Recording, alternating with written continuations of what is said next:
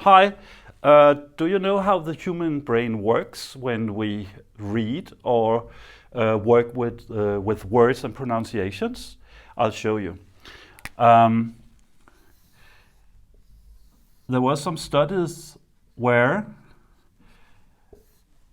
the scientists used a PET scan. A PET scan is able to measure activities in the brain.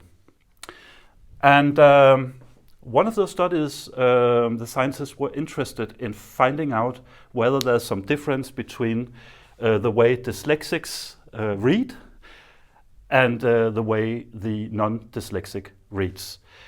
And to do that, they used a PET scan and they assembled two groups. The one group containing the dyslexic persons and the other one normal readers. Everybody became PET scanned, and inside the PET the scientist had placed a text, and every person were instructed to read that text. What you can see using a PET scan is, it's called tomography. That means computer-aided visualization of the brain. Imagine some bread that you chop up in slices, and that's what you visualize on a computer. And you have some areas that somehow lightens up according to the centers that are active. Now, this is the left part of the brain, and this is the right part of the brain. And this is some nerve fibers that connects the two brains to each other. Here we have the eye. Sorry, it might be a bit morbid, but this is how it looks actually. And now this brain is about to read.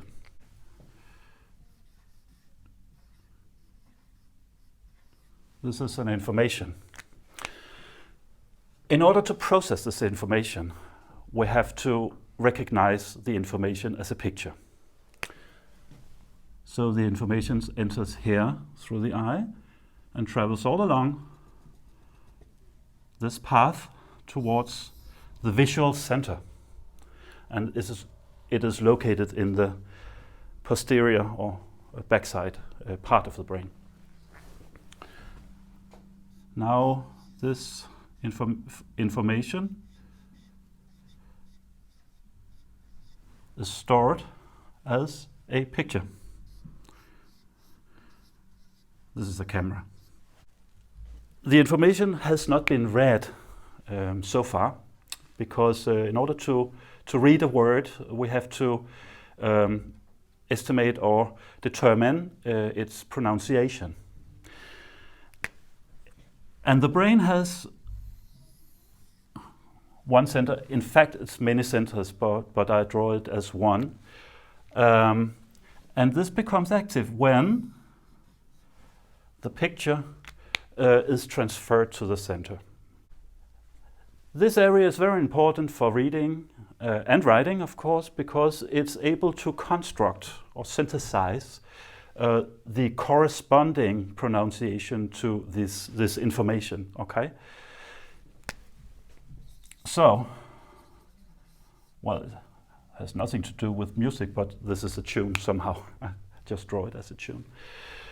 So, this is a normal brain. This is me. If I was to enter a PET scan reading in there, my brain pattern would look like this. You have very high activity in this center of the brain, and you have high activity here too. In normal readers, the activity is high because this center works.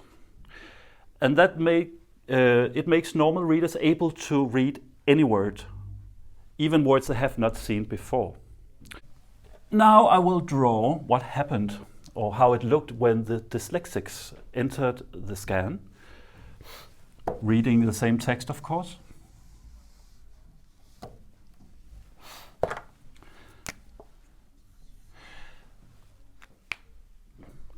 Yeah.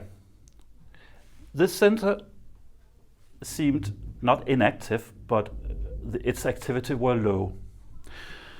And why is that? Now we have learned that it's very important for the construct of sounds according to words, but it's low anyway. The other thing that you could see on the scans were a very high activity in the outer part of the brain.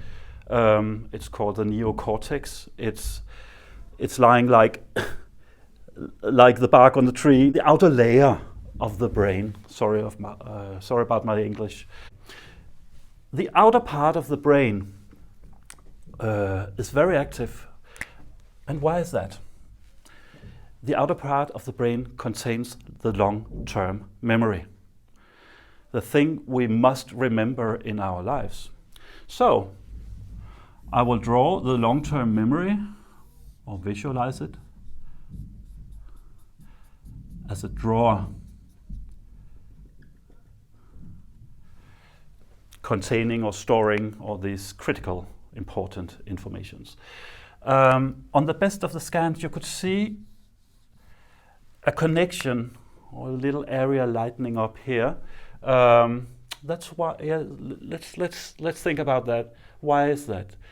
Well, the information is recognized as a photo, but instead of entering this area, it is transported directly to the long-term memory. And the long-term memory is searched through. And in this case, we actually have a file containing this information.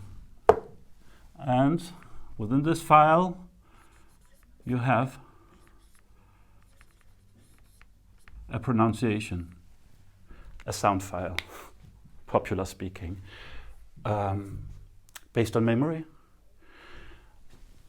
So, the dyslexics are not using this one. And if you ask me, that's why I can say it's because it do not work. So their brain use whatever strategy that helps. And it seems that they use the long-term memory and they recognize the words by memory.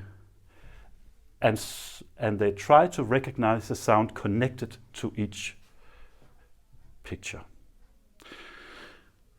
Well, this is a good strategy, but it's very demanding for the brain to memorize so many pictures and so many sounds.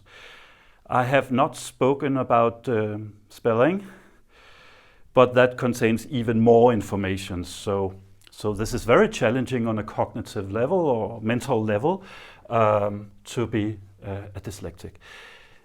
I don't know in English, but I know in Danish that we have around 10,000 words